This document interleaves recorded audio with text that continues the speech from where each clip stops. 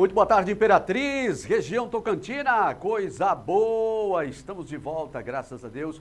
Boa tarde para você, sintonizado conosco, canal 19.1, agora Imperatriz, edição, portanto, desta terça-feira. Muito obrigado a você que nos acompanha aí todos os dias e você, de repente, que está conosco aí pela primeira vez também. Você no sítio, chácara, fazenda, apartamento, na sua casa, no seu trabalho, no comércio, né, indústria, onde quer que você esteja, aí na zona rural, a todos vocês aí o nosso carinho, viu? Muito obrigado a todos vocês aí pelo carinho da audiência. Bom demais ter vocês aqui no 19.1 e também obrigado a você que nos acompanha pelo nosso site, tá aí, ó, na tvmeionorte.com, tvmeionorte.com.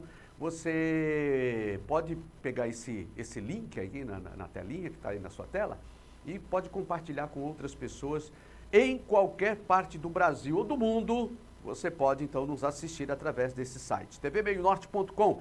Mas também nós estamos aí no Instagram. Isso, o Instagram. Coloca pra gente aí, Daniel, o Instagram. Tá aí, ó, pra você, ó, @tvmeionorte.tz. Segue a gente lá, porque nesse Instagram você tem aí informações, notícias o dia inteiro, tá bom? Tá aí, ó, grande abraço a vocês. E depois você pode também nos assistir, por exemplo, o programa de hoje ou os programas anteriores no YouTube.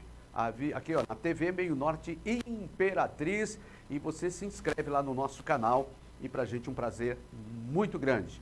Na sua telinha também a gente coloca sempre o nosso zap, né? Esse zap aí é onde você entra em contato com a nossa produção e de repente uma dificuldade que você está passando aí no seu bairro, né, na sua comunidade, você pode então entrar em contato com a nossa produção, 982264955, beleza? Tá bom. E aí, Denis Lopes, tudo tranquilo? Bora trabalhar? Bora, né? Olha, o Ministério Público do Maranhão realizou ontem, em Imperatriz, uma oficina sobre denúncias e acusações. E alguns dos participantes desta oficina conversaram, portanto, aí com a nossa reportagem. Confira, põe na tela do Agora. Olha, nós identificamos algumas dificuldades, nós, enquanto Ministério Público, nesse manejo ou uma necessidade de atualização de uma peça processual muito importante que se chama denúncia, que nada mais é do que a petição inicial ou a primeira peça de um processo penal, né? Então nós estamos aqui com a Escola Superior do Ministério Público, o Centro de Apoio do Júri Criminal e dirigido aí pelo nosso colega Carlos Roston, com o objetivo de trazer essas informações, atualizar e promover um debate crítico a respeito dessa peça chamada denúncia. Assim, durante os júris, trazer uma linguagem mais coloquial, assim, para que todos entendam, assim, no geral, né? Isso, é o que o colega bem colocou. Ele falou assim que a denúncia é uma peça que qualquer cidadão tem que ler e compreender. É a peça que acusa alguém, é que inicia um processo. Então ela tem que ser muito clara, muito tranquila para que as pessoas possam ler e entender. Quantas pessoas hoje estão participando aqui da magistratura do Maranhão, só da região aqui? É uma base de 100 pessoas, né? 100 convidados, e eu creio que uma base de uns 7, 8 que são os instrutores, né? Nós conversamos com os diretores do CAOP Criminal e do CAOP do Tribunal do Júri. Apresentamos para eles a nossa ideia, não é, de criar aqui uma oficina para que nós pudéssemos trabalhar com os membros do Ministério Público, os colegas promotoras, promotores, assessores, estagiários, a fim de que nós buscássemos discutir algumas questões relativas à elaboração das denúncias acusatórias. Nós apresentamos aqueles casos que nós consideramos mais comuns, falamos um pouco das denúncias do tráfico de drogas, do porte ilegal de arma de fogo, do homicídio, enfim, esses crimes que são mais comuns no dia a dia de todas as promotorias de justiça. Nós colocamos que a denúncia ela tem que ser clara, ela tem que ser objetiva, imputar, não é claro, um fato típico, ou seja, um crime. E é importante que nós sejamos objetivos, né, que nós coloquemos ali de forma clara para que o juiz compreenda perfeitamente qual é a imputação e o réu, já que a denúncia tem um caráter bifronte. A administração superior do Ministério Público, neste momento presidida pelo nosso procurador-geral, doutor Nicolau, tem a preocupação de trazer a qualificação para os servidores, membros do Ministério Público, e para que o nosso serviço seja prestado de uma maneira mais efetiva e eficiente. Então, nesse sentido, nós estamos trazendo para a Imperatriz uma discussão acerca da oferta da denúncia de uma maneira mais moderna e qualificada. A denúncia é a primeira peça que o Ministério Público oferece no processo penal. A importância do evento é a capacitação dos nossos servidores do Ministério Público e dos promotores e promotoras que atuam na área do processo criminal. Então, quanto mais capacitação, mais conhecimento, mais doutrina que a gente possa colocar para os colegas, mais jurisprudência, isso faz com que a atuação do Ministério Público seja melhor no combate à criminalidade. Por força da lei de abuso de autoridade, a gente acaba tentando evitar alguns termos para serem colocados na denúncia, porque, afinal de contas, o fato de nós estarmos denunciando alguém que tem um indício de autoria e a prova do crime não quer dizer necessariamente que aquela pessoa lá no final vai ser considerada culpada, porque, no final das contas, durante o processo criminal, nós temos que provar aquilo que lá no início era só um indício. Então, a gente, aqui nessa oficina, a gente está tentando colocar que alguns termos não devem ser usados, tipo, na denúncia não é adequado a gente usar o termo marginal. A pessoa é denunciada, né? Então, assim, alguns termos são ofensivos à pessoa que está sendo processada para a avaliação, a análise, se ela, de fato, merece ou não ser condenada. Aí, portanto, né, sempre disso. Aí, essa situação da linguagem, também a gente está sempre, como repórter, como os apresentadores, nós estamos sempre nos atualizando no que diz respeito também a essa questão de linguagem técnica, o que deve ser usado. E, às vezes, claro, a gente busca, quando é a questão de alguma coisa da área de direito, a gente vai até eles para tentar, né, Denis Lopes, para tentar conhecer a palavra e um termo paralelo que possa, de fato, ser mais popular, né? Mais compreensível, tá? E aí, parabéns aí por esse trabalho, bom demais. Olha, termina na próxima sexta-feira o prazo para o pedido de isenção da taxa de inscrição do Enem 2022. Veja os detalhes com Ediana Mello. Terá direito à isenção no Enem 2022 quem vai concluir o ensino médio em 2022 em qualquer modalidade de ensino em escola da rede pública, cursou todo o ensino médio em escola da rede pública ou como bolsista integral na rede privada, tem renda per capita igual ou inferior a um salário mínimo e meio, ou participante que declara situação de vulnerabilidade socioeconômica por ser membro de família de baixa renda. Só terá direito a solicitar a isenção da taxa esse ano quem justificar a ausência na edição do exame 2021, que tem o mesmo prazo. Para justificar a ausência no Enem 2021 ou solicitar a isenção da taxa de inscrição para a edição 2022, o participante precisa informar o CPF e a data de nascimento. As informações pessoais devem ser iguais às disponíveis na Receita Federal. E-mail e telefone para contato completam a solicitação. Não serão aceitos documentos autodeclaratórios ou assinados por pais ou responsáveis. Para ter a justificativa analisada, o participante deve enviar toda a documentação que justifique o motivo da sua ausência, datada e assinada. Tô atenta. Hoje eu fiquei sabendo que as inscrições já estão abertas há alguns dias, eu vou fazer a minha hoje. Preparada? Confiante, Como a palavra confiante é melhor do que preparada. Eu faço Enem desde 2020. Está atenta aos prazos? Tô com certeza, porque eu não posso perder, né? Se perder eu não faço mais, não consigo. Está preparada? Tô me estudando desde o início do ano. Esse é o cronograma das solicitações. A justificativa ou solicitação de isenção deverá ser feita até o dia 15 de abril. O resultado destas solicitações sairá dia 22 de abril. Quem for interpor recurso deverá fazê-lo do dia 25 a dia 29 de abril. E o resultado dos recursos sairá dia 6 de maio. Muito bem, está aí, portanto, as datas, né? E ficar de olho no calendário. Vamos às vagas de emprego no Cine aqui de Imperatriz. Esse é do Cine Municipal ou estadual? Estadual?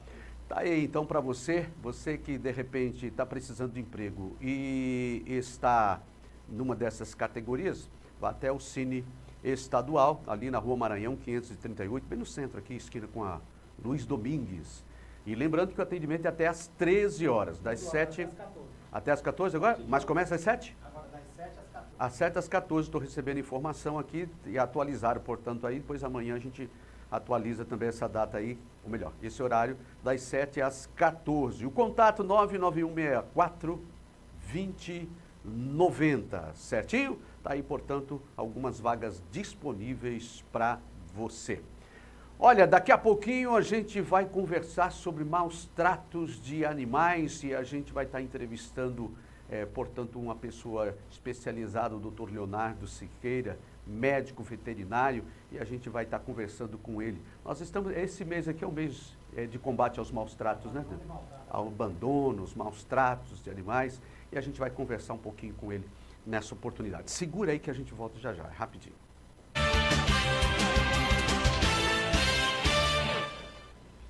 Eu recebo nessa oportunidade o Dr. Leonardo Cerqueira, é médico veterinário, está aqui conosco e a gente vai estar conversando um pouquinho aqui. Nós estamos muito assim nessa era dos pets, né? Então, muito divulgado, as redes sociais e os cuidados com os animais. Imperatriz também está dentro dessa era. Boa tarde, doutor. Boa tarde, pastor. Então, os pets realmente ganharam uma relevância muito grande dentro das famílias. Uhum. Hoje, muito se fala, muito se ouve, né? E é uma realidade, os pets se tornaram membro da família. E aqui em Imperatriz não é diferente. O cuidado, a gente vê com os tutores, que são os donos de pets, é cada vez maior. A preocupação com a saúde, com o cuidado, a prevenção também é muito importante. Hoje, como se fala muito de vacina, a gente está saindo aí de uma pandemia, a vacinação dos pets também é muito importante. Muito então, importante. Os donos de pets cada vez estão mais preocupados com essa prevenção, porque a perda de um pet, para ele, muitas vezes significa uma dor tão grande como a perda de um ente querido, de um ser humano. Sim, então, e a questão da saúde animal, doméstico no caso, não é só a saúde animal, né? É a saúde da própria família, né? Porque um animal bem tratado, saudável, também a família está protegida.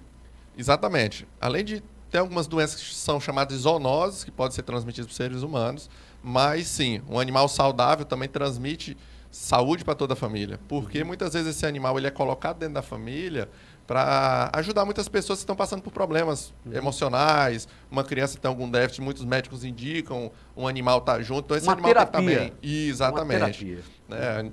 Tem crianças que têm determinados distúrbios, determinadas doenças crônicas, que precisam de um pet ali, distrai ele por mais tempo e faz com que ele tenha uma qualidade de vida melhor. E aí esse pet tem que estar também saudável para estar junto com aquela família. E o que acontece muito hoje? Dormindo em cima da cama. O pet ele saiu lá do quintal, hoje não está mais nem dentro de casa, ele está em cima da cama dos donos, dormindo junto. Por isso o cuidado também hoje com a estética, com o banho é muito maior do que era lá atrás. Né? E isso acabou abrindo um leque muito grande na área profissional para cuidados do pet, né? Isso, a gente, falando de parte profissional, aqui na nossa região mesmo, eu sou formado aqui na Universidade Estadual do Maranhão, que hoje é o EMA Sul, a antiga UEMA, né? E hoje a gente já tem 2 outras faculdades veterinárias na região, uma aqui em Imperatriz, uma instituição particular, e outra em particular também a Sailândia, né? Tanto pela visibilidade, lógico, a medicina veterinária engloba diversas áreas, né, de grandes animais e pequenos, mas o que está puxando muito essa vertente hoje é o investimento em pequenos animais. Tanto é que a gente vê grandes multinacionais adquirindo outras empresas, crescendo, investimentos bilionários nesse setor, porque é perceptível que o cuidado é cada vez maior. Então, quando você cuida mais, você investe mais. Então, é um mercado que tem movimentado bastante, principalmente nessa pandemia, aumentou muito. Né? Na questão, né, no quesito, por exemplo, abre-se um leque muito grande, não só de profissionais, mas a gente percebe também na área de alimentação dos animais, principalmente gato, o cachorro, né? Você chega hoje para comprar, é uma multidão. Aqueles produtos também, tem muito investimento, tecnologia para a saúde animal também nesses alimentos? Sim, com certeza. As rações hoje, basicamente, resumindo para explicar, são classificadas em prêmio, super prêmio e standard, de forma crescente. Standard, que é a mais básica, a prêmio e a super prêmio, que são as melhores. Que ainda assim, algumas super prêmios tinha, por exemplo, ingredientes transgênicos. Hoje, já se tem investimento em algumas rações que a gente está passando a chamar de hiperprêmios, que são somente com carnes frescas, carnes de primeira qualidade, não mais subproduto da indústria, não utilizando mais milho nem soja. Hoje eles utilizam beterraba, utilizam abóbora, utilizam arroz de primeira qualidade, alguns que usam cereais, umas já vêm sem cereais. Então, assim, além de alimentos úmidos, hoje você adquire em lojas pet refeições já prontas, como se fosse uma mini marmita, que tem todos os ingredientes que o animal precisa para se alimentar. Então, o investimento também na parte... Na realidade, a parte pet food, que a gente chama, ela sustenta 60% a 70% do faturado desse mercado. Então, as empresas... A gente tem grandes empresas, como... Tem uma empresa grande no Brasil hoje, que não sei se eu posso falar o nome, pode. A Sadia, que a BRF comprou, fez um investimento bilionário comprando uma fábrica de ração, também investindo nessa área. A Sadia? Isso, Olha exatamente. Só. Então, ou seja, se empresas multinacionais como essas aí estão investindo, é porque o mercado é enorme, né? Exatamente. E como eu falei, a parte pet food hoje sustenta 70% desse faturamento, que só ano passado faturou mais de 50 bilhões de reais aqui no Brasil. Agora, uma coisa que a gente observa, por exemplo, às vezes eu vejo aqui na cidade de Imperatriz, nosso Maranhão, nosso Nordeste, muito quente, praticamente o ano todo, um clima enorme. Mas eu vejo também pessoas com aqueles cachorros peludões, assim, que a gente vê que era os siberianos, que chega lá, o russo siberiano, que o bichinho se dá lá por conta daquele pelo, se dá lá no meio do gelo, e ele está aqui no meio do forno, Imperatriz. Como que é isso? Eles se adaptam? Olha, essas raças, na realidade, sofrem um pouco mais. Aqui é muito quente. Então, geralmente, esses tutores eles têm um manejo um pouco mais cauteloso, tem que ter um espaço com ele, com ar-condicionado, mais refrigerado, ele não pode se expor tanto ao sol. Já tem animais que podem predispor a problemas de pele, como insolação, câncer de pele também, a gente já encontra em alguns pets. Então, algumas raças vão sim sofrer um pouco mais e é necessário, para quem ainda insiste em ter esses animais aqui, precisa sim ter um cuidado diferenciado. Ele não pode de mais recursos para manter. Vai ter que dormir no ar-condicionado, numa área coberta, ele não pode sair em determinados horários do dia, porque esse animal vai sentir uma hipertermia, pode descompensar. Algum desses animais, como um bulldog, por exemplo, em inglês, pode ter até problemas cardíacos, falta de ar, pode passar mal, desmaios. É mesmo, olha só. Então, assim, realmente... Ou seja, aqueles problemas que, às vezes, um ser humano tem quando tem uma mudança brusca de clima, também com os animais. Sim, é muito comum. Esses problemas, boa parte dos problemas que tem nos seres humanos também a gente se encontra nos animais. Obesidade, aí colesterol, triglicerídeos altos, então esse animal vai ter uma dificuldade de troca calórica. E o animal, a curiosidade diferente do ser humano, ele não perde calor pela pele. Ele não possui glândulas sudoríparas. Ele perde pela saliva, pela boca. Então, por isso que muitas vezes o animal, além de cansado, se ele está com calor, ele abre a boca e começa a botar a língua para fora. Ele está ali transpirando. E às até vezes, baba, né? Isso. Se o calor é muito grande, ele não consegue transpirar tão bem quanto o ser humano consegue se adaptar à variação de temperatura muito brusca. Por isso que eles acabam sofrendo mais.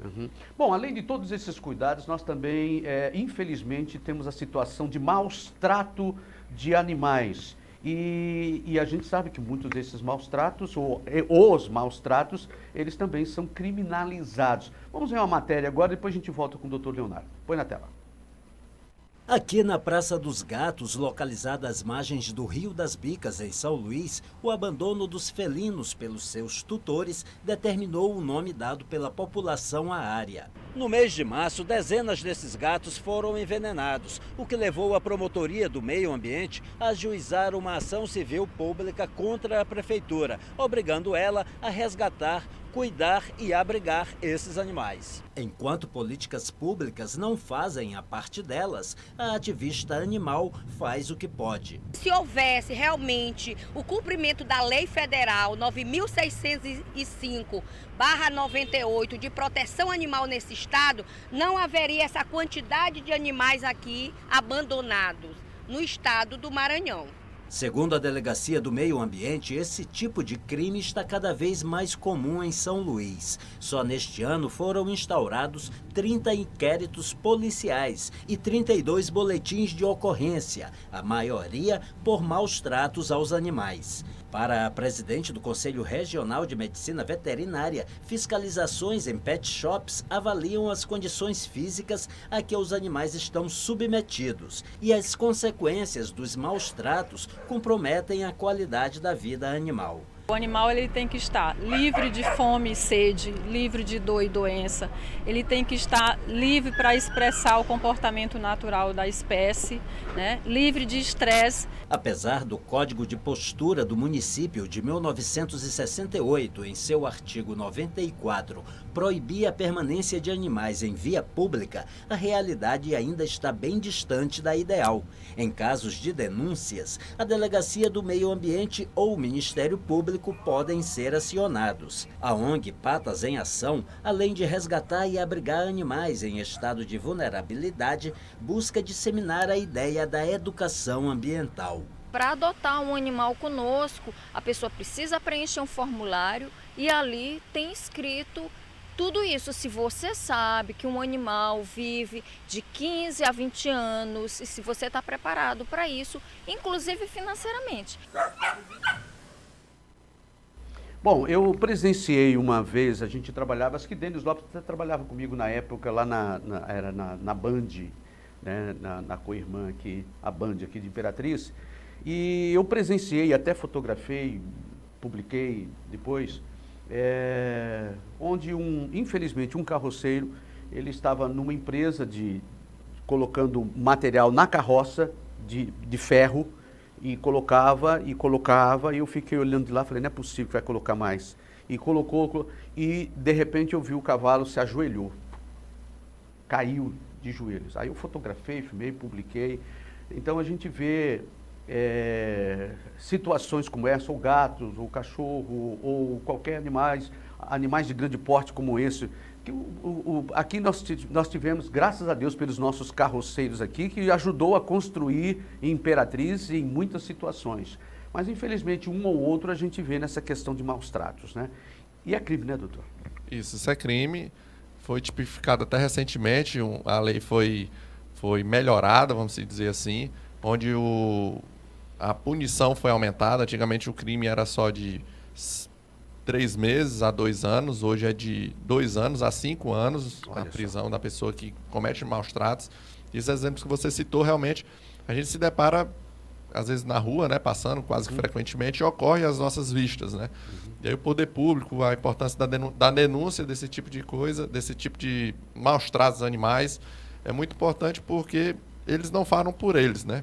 E nós, não só eu como veterinário, ou o senhor como repórter, mas a própria comunidade, às vezes, presenciando, e hoje com as redes sociais está facilitando esse tipo de denúncia, consegue coibir cada vez mais esse tipo de ação que é inadmissível. Inadmissível. A gente viu outras situações, a gente aqui como repórter e como apresentador, numa outra emissora, a gente também viu a situação de alguém que colocou um cachorro amarrado com uma cordinha no paralama do carro, no para-choque do carro, e saiu arrastando o cachorro.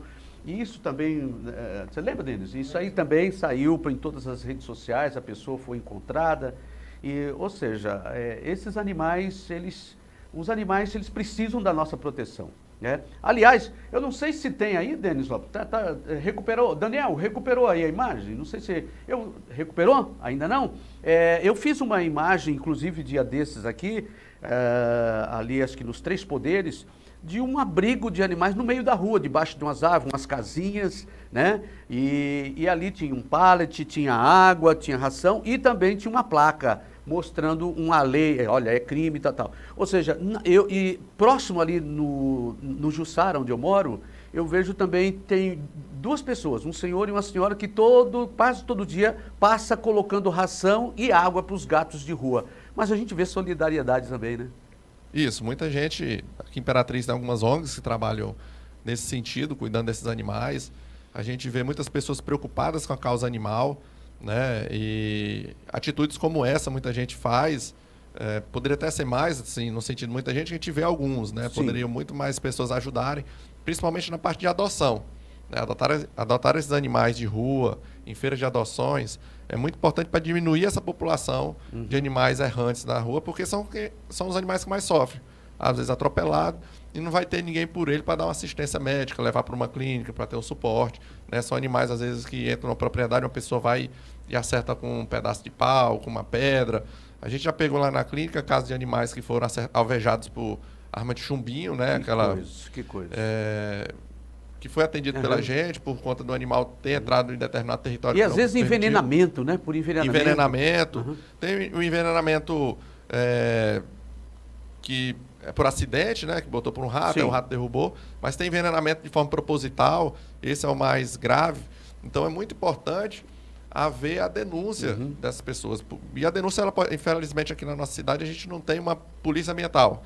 Mas como o Estado protege esses animais, essa denúncia ela pode ser feita em qualquer canal de abertura onde você pode comunicar ao Estado. Aonde? Ministério Público, Polícia Civil, órgãos, o IBAMA pode intervir também em casos de maus tratos. São órgãos que estão aí prontos e preparados para poder atender essas solicitações e buscar as alternativas possíveis para punir a pessoa que está causando esse maus tratos desses animais, principalmente aqueles que causam de forma recorrente. Esses são piores ainda, né? Doutor Leonardo, muito obrigado. A gente começou aqui uma conversa. Sempre a nossa conversa nós não temos a pretensão e nem conseguiríamos esgotar um assunto, mas é para suscitar, para se continuar conversando isso em casa, com os vizinhos, com os amigos, colegas de trabalho, para que a gente possa estar de uma forma ou de outra, no caso aqui em questão, protegendo também os animais, seja de pequeno ou de grande porte, que a gente possa protegê-los. Obrigado, doutor Leonardo, e até uma próxima, viu? Foi um prazer recebê-lo. Eu que agradeço. E só reforçando, né, que nós estamos no mês de cuidados e contra os maus-tratos animais, que é o mês de abril. Foi criado desde 2006 pela Sociedade Latino-Americana de Cuidados Animais, foi instituído no Brasil desde 2006. E é muito importante ter essa conscientização, não só nesse mês, mas durante todo o ano. Porque os animais, como eu falei lá no início, não só o cão e gato, mas a gente tem... Os animais fazem parte da sociedade, o animal de produção, tem um animal lá da roça, a galinha. Isso. São animais, apesar de serem animais com destino da alimentação, mas eles devem ter dignidade durante sua vida. Tá? Então é muito importante, não importa qualquer tipo de animal, ter respeito por esses animais. E esse mês de abril, ele está aí para poder conscientizar e fortalecer mais essa ideia. Obrigado e até a próxima. Eu que agradeço. Segura aí que a gente volta já já, é rapidinho e não demora nada.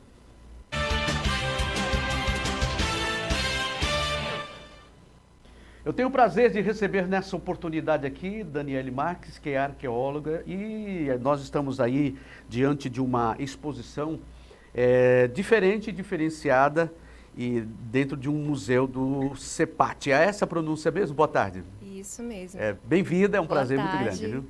Prazer estar aqui também com vocês. Bom, arqueóloga, a gente quando pensa em arqueologia, a gente pensa lá nas pirâmides do Egito, né? E coisas do tipo, e coisas bem distantes da gente, mas como que é o trabalho do arqueólogo? Vamos começar pela sua profissão e como que é o trabalho do arqueólogo numa cidade como Imperatriz, numa região como a nossa? Então, boa tarde a todos que nos acompanham. A arqueologia ela é uma ciência que ela trabalha com a cultura material, né, dos povos do passado, como você remete aí, a gente pensa no Egito e em outros povos, né, mais antigos, no Oriente e no Ocidente, mas ela estuda a cultura material dos humanos como um todo, na Terra toda, podemos falar assim, né? E especificamente falando aqui no Maranhão, nós temos também na Amazônia, Maranhão, grandes civilizações, né? Porque a gente pensa sempre em grandes civilizações, pensa no Egito, Mesopotâmia, né? E não pensa na nossa regionalidade, né? Dos povos que habitaram aqui, que compõem a nossa história, a nossa memória e também a nossa identidade. Então, assim, resumindo, a arqueologia ela trabalha com a cultura material de todos os povos, de todos os humanos que habitaram aqui na nossa região especificamente, né? E, por exemplo, aqui em Imperatriz, esses locais, na verdade, que a gente encontra o material arqueológico com a concentração de vestígios humanos, da presença humana, a gente chama de sítios arqueológicos. Aí tem vários tipos de sítios, né?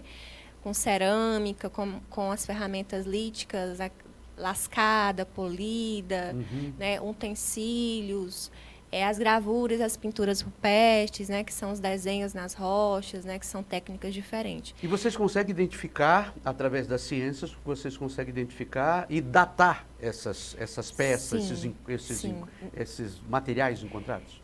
E justamente, a gente consegue sim. Esses são locais que a gente chama sítios arqueológicos. Pois não. Né? E esses sítios arqueológicos, eles se utilizando de uma metodologia adequada, né, tem todo um processo de reconhecimento, de identificação desse sítio, e aí se fazendo uma escavação, fazendo a coleta, né, de amostras, a gente pode fazer datações, né? E ela se utiliza muito de outras disciplinas, ela é multidisciplinar. Nós temos a datação carbono 14, que é mais o pessoal, né, ligado à química, física. E aqui, pastor, nós temos, por exemplo, aqui na nossa cidade, no nosso município de Imperatriz, nós temos 9 sítios arqueológicos cadastrados. É mesmo? Denis Lopes, você está atrás para a gente fazer uma matéria, rapaz. Então, muito poucas pessoas sabem, né? Nós estamos aí no 10º, que estamos propondo a escavação ainda esse ano. E temos também uma datação já estimada, que é um sítio arqueológico aqui mesmo, no município de Imperatriz, mais indo para a zona rural, que ele está estimado em 2 momentos de ocupação, que é do século XIV, né? Não, século XV, se não me engano, e século XVI. Ou seja, a nossa região ela tem no mínimo 400 anos de ocupação. E esses materiais, esses vestígios, eles estão expostos na exposição permanente de arqueologia lá no Centro de Pesquisa, na UEMA Sul. Essa ela está de forma permanente. Né? A exposição que começou hoje, ela é temporária, que é dos os donos do COCA, que é etnologia, né, que a gente vai falar um pouquinho sobre ela. Mas a exposição, nós temos uma exposição permanente de arqueologia e de etnologia dos povos Timbira, e é aberto para toda a comunidade. Vocês podem visitar, né, devem nos visitar e conhecer um pouquinho mais sobre a arqueologia da nossa região, né, sobre esses vestígios. Nós temos reconstituição tridimensional, né, a gente consegue ver quais são os tipos de cerâmica, tentar correlacionar a identidade cultural dos povos, né, que habitaram essa nossa região. E eu sempre costumo dizer, né, que são como se fossem peças de um quebra-cabeça da nossa história, que a gente dá valor para cada pecinha que a gente encontra, cada, né, vestígio, que a gente precisa para montar esse quebra-cabeça, né, e contar essa história. É uma ciência e uma arte também, né? Isso, é uma ciência e uma arte, na verdade. Agora, nós tivemos aqui, bem recente, um achado aqui em Davinópolis, não foi, Daniel? Próximo ali à ferrovia, Davinópolis, de ossos de dinossauros, e daí houve uma confusão, daqui comunicaram para o Belém do Pará, tiraram as peças daqui, levaram para lá, depois retomaram, não, a coisa é nossa. Também trabalha nessa área ou essa é outra área diferente? É uma outra área, eu escuto muito essa pergunta, é interessante você mencionar, mas foi um arqueólogo que encontrou os dinossauros, né? E os fósseis do dinossauro. Mas essa ciência que estuda os fósseis, né? Tanto da fauna como da flora, animais e plantas, são os paleontólogos. Paleontologia. Okay. Então, o que aconteceu? Um arqueólogo estava fazendo monitoramento da área, né, dentro dos estudos, e ele identificou, né, viu que que tinha algo diferente, e foi identificar e comunicou os paleontólogos para virem fazer a escavação. Chegando aqui, eles constataram que, de fato, eram vestígios, né, de animais, que até então eles não sabiam se eram realmente dinossauros. E não que eu soube até agora que não são só um dinossauro, né? Tem outros animais, eles ainda estão estudando. Que coisa. Nós estamos falando aqui de Davinópolis. Nós estamos falando bem aqui, do lado. Do lado. Olha lá a imagem aí. Ó. Esse foi uma parte, né? Olha o tamanho. Né? Enorme, que foi encontrada, né? E o pessoal recuperou essas imagens aí pra gente, está mostrando. Então, a paleontologia, é isso? Ou seja, às vezes o arqueólogo ele está fazendo um trabalho e de repente se depara com uma peça já de uma outra área. E às vezes é o contrário. Né? Vocês, então, essa questão da multidisciplinaridade desse trabalho? Isso, e tem muitos outros pontos, né? E a gente vai se ajudando mutualmente. A gente não vive sozinho, né? A gente precisa das outras ciências, a gente precisa estar sempre dialogando, né? E reconhecendo até onde cabe a nós, né? Como, por exemplo, o paleontólogo precisa vir aqui e fazer da melhor forma possível para a gente não perder nenhuma informação. A gente até costuma dizer, toda escavação a gente acaba como se estivesse rasgando as páginas de um livro. Ela já é agressiva, podemos dizer assim. Então, ela precisa ser feita da melhor forma possível para que se garanta o registro, a documentação ideal e adequada para as futuras gerações. E né? vocês têm assim, a gente percebe, vê alguns documentários, enfim, a gente vê assim, todo um carinho, uma delicadeza, né? Paciência. Paciência. Às vezes dá vontade, a gente fala, rapaz, por que não pode, já não cava logo ali rápido para ver o que tem aí embaixo, né? Mas aí vai com aquele negocinho, né? Espanando. Tem todo direitinho. um porquê, né? Uma delicadeza mesmo no Sim. trato de cada pecinha, né? É verdade, tem que ter todo um cuidado. A gente sempre pontua isso, né? No nosso espaço museológico, a gente recebe muitas visitas de alunos nas escolas da educação básica e a gente sempre pontua a importância da ciência, a importância da metodologia, de se utilizar uma metodologia adequada, porque não é algo que é feito para a gente, né? Assim, o pesquisador, mas é para a comunidade, né? Para que se perpetue todo o conhecimento e todo o estudo que está sendo feito. Nós, infelizmente, a gente ouve muito dizer que o Brasil, de modo geral, é um país de poucas memórias ou sem memórias. Há países aí que valorizam muito tudo isso, né? Todos os achados, todo aquilo que lhes sucederam, que antecederam. E a gente tem na cidade de Imperatriz, tem lugares que a gente vê muitos museus, e a gente se ressente de museus aqui na cidade de Imperatriz, né? E agora a gente está ouvindo aqui, portanto, a Daniele falar desse museu que nós temos aqui na cidade de Imperatriz, e com certeza muita gente não conhece o museu que temos. É verdade, nós temos realmente essa carência, né? E esse espaço, que ele já é um anseio da sociedade, da comunidade, mas ainda é desconhecido por muitas pessoas aqui da nossa cidade. A gente até aproveita e agradece esse espaço para a gente divulgar, né, que é um espaço de divulgação, de conscientização também. Então, o Centro de Pesquisa, você que está aí nos assistindo, que não conhece o Centro de Pesquisa, é um espaço museológico. Nós somos uma instituição de guarda ligada à Universidade Estadual da Região Tocantina, ao EMASul, aqui no centro da cidade. É um espaço, como eu falei, né, no início, ele tem uma exposição permanente, de longa duração, em arqueologia e etnologia dos povos Chimbira, e é aberto para toda a comunidade, a entrada gratuita, né? Não tem nenhum ônus nesse sentido, e a gente está lá aguardando ansiosamente pela visita de cada um. E agora essa exposição que agora dessa semana, que exposição é essa?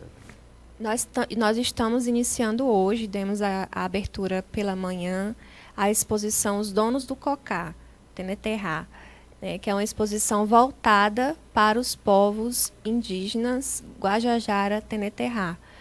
É a primeira exposição que nós fazemos do povo Teneterrá, Guajajara. Como eu falei, nós levamos o nome Chimbira, mas a gente tem a consciência da dimensão e da diversidade cultural e étnica que temos no Brasil e no Maranhão. Chimbira, Guajajara, os Gaviões, isso são etnias, é isso, chamados ou não? Olha, eu vou assim explicando. Os Chimbira, eles são um grupo cultural que o Cuxinamandaju denominou, que observou características comuns de festas, corte de cabelo, as formatos da aldeias, que são aldeias circulares, e eles são do tronco linguístico macro-G, que, por exemplo, são os Cricati, Craô, Canela, Gavião. E os Guajajara Teneterrá é do tronco linguístico Tupi. Então, a gente... né? Mais um dos objetivos e a importância de estar se falando isso e de não ficar generalizando os povos indígenas. E o povo Guajajara, eles são um dos mais numerosos aqui do Maranhão, né? É o mais numeroso do Maranhão e um dos mais numerosos do Brasil, aliás.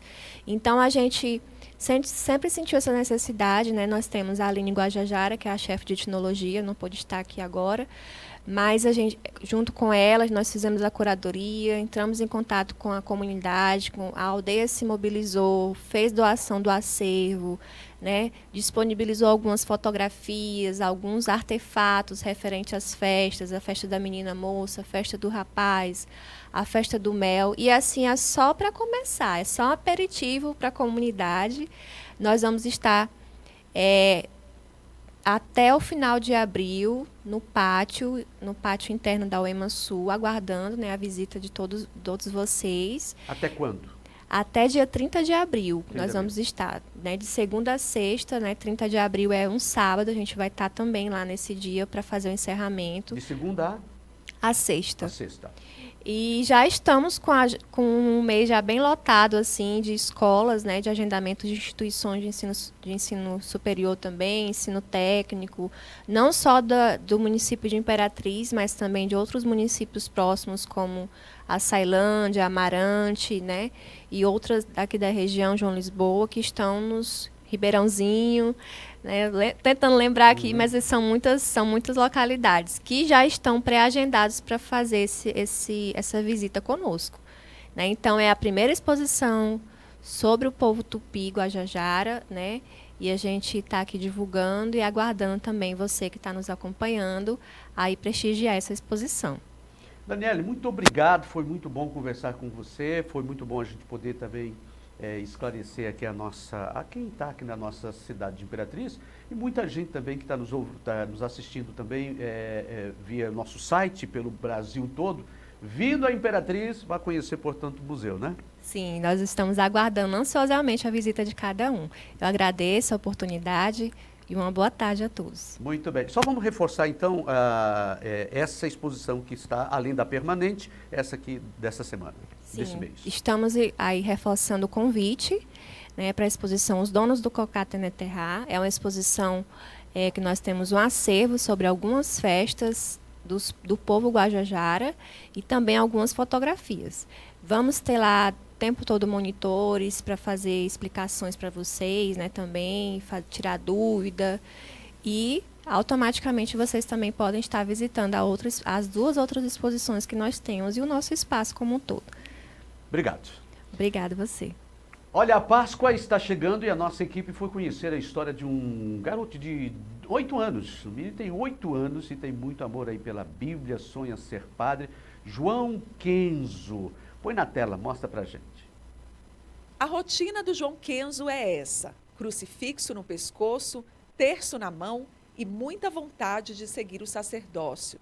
Mesmo com apenas 8 anos de idade, quando questionado o que ele quer ser no futuro, a resposta já está na ponta da língua. Padre, bispo e papa.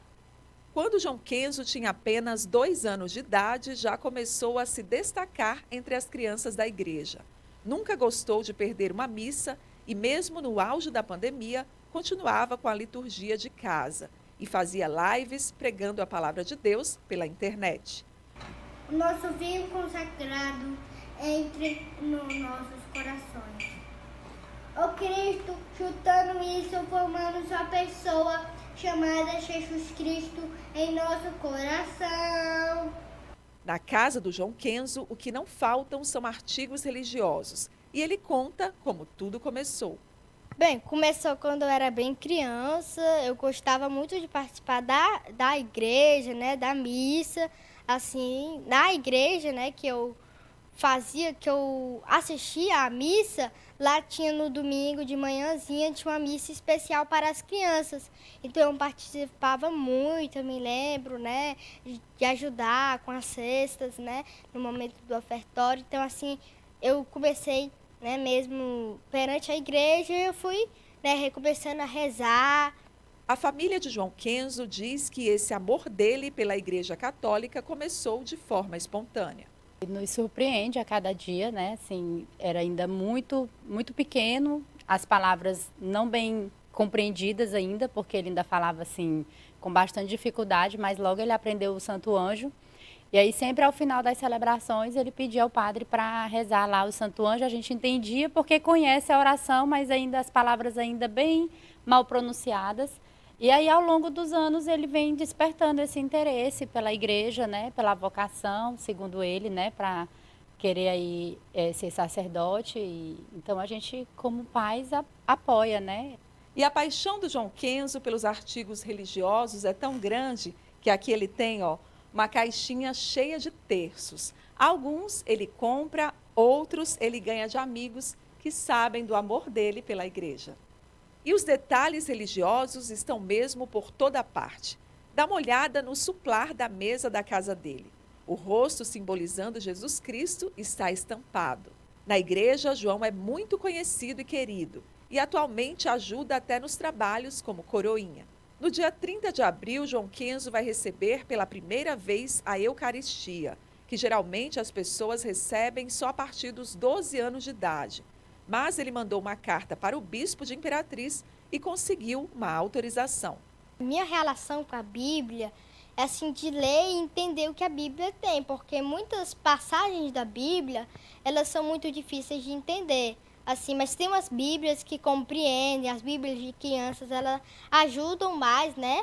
Elas também têm Bíblias assim que estudam, né? Que nos ajudam as crianças a entenderem.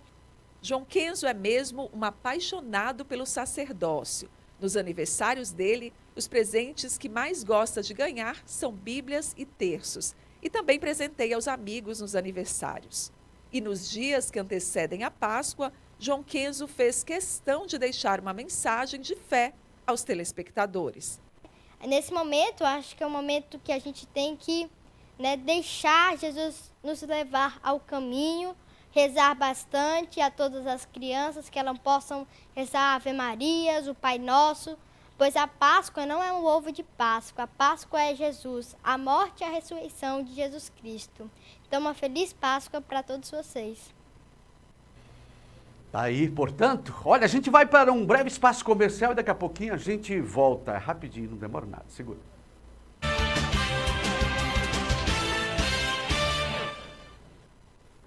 Bom, e esta semana nós estamos mostrando para você aqui uma série de reportagens especiais sobre direitos humanos.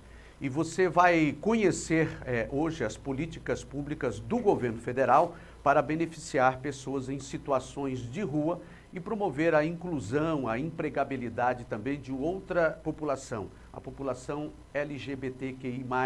Veja na reportagem da TV Brasil. Na tela. No Brasil, mais de 220 mil pessoas vivem em situação de rua.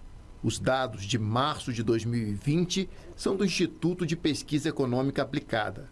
Para mudar essa realidade, o Ministério da Mulher, da Família e dos Direitos Humanos fornece um lar para quem se encontra nesta situação.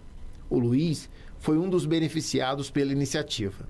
Simplesmente andar na calçada de cabeça erguida, não poder tomar um banho, nem fazer a barba. Quando eu cheguei, sempre tive o sonho, poder restaurar minha vida. Terezinha e Loir Caetano também podem viver em paz agora que conseguiram um lar pelo Moradia Primeiro. Só na cidade de Curitiba, o projeto recebeu do governo federal investimentos da ordem de R$800 mil. Feliz é de quem tem um cantinho, um tetinho para dormir, tomar seu banho e ficar em paz. Porque a rua eu não quero para mim e não desejo para ninguém. O Moradia Primeiro oferece residência temporária a cidadãos em situação de rua há mais de 5 anos. As pessoas atendidas também recebem suporte psicológico e acesso a outras políticas públicas. Não adianta simplesmente você colocar, como eu dizia, uma pessoa em situação dentro de uma casa, pronto, eu vou e deixá-la ali. Não, você vai ter que realmente dar uma assistência para ela, para que ela possa cumprir realmente e se restabelecer socialmente, buscar um emprego, buscar voltar a ser aquele ritmo de vida que as pessoas acham que talvez seja o ideal, mas a gente acredita que então seja assim para você perceber que a autoestima dessa pessoa também é importante. A maior parte das pessoas atendidas pelo projeto são homens, jovens e a população LGBT, que muitas vezes cai nas ruas por falta de oportunidades. Muitas vezes, as oportunidades são muito limitadas de emprego e de trabalho mesmo digno. Para mudar essa situação, o Ministério da Mulher, da Família e dos Direitos Humanos lançou o Plano Nacional de Empregabilidade LGBT. O Plano Nacional de Empregabilidade, ele surge da necessidade das pessoas, principalmente a população trans, estarem incluídas socialmente no mercado de trabalho. Né? Por quê? Porque culturalmente nós somos vistas ainda como profissionais do sexo. É muito comum que a gente veja pessoas LGBTs, gays, lésbicas, transexuais em ramos ligados à beleza, não é? Ou mesmo relacionados à indústria do sexo. O que nós estamos vendo é a oportunidade de também abrir projetos e opções para que essas pessoas também tenham outras formas de inclusão produtiva, outras formas de trabalho e de inserção social e comunitária.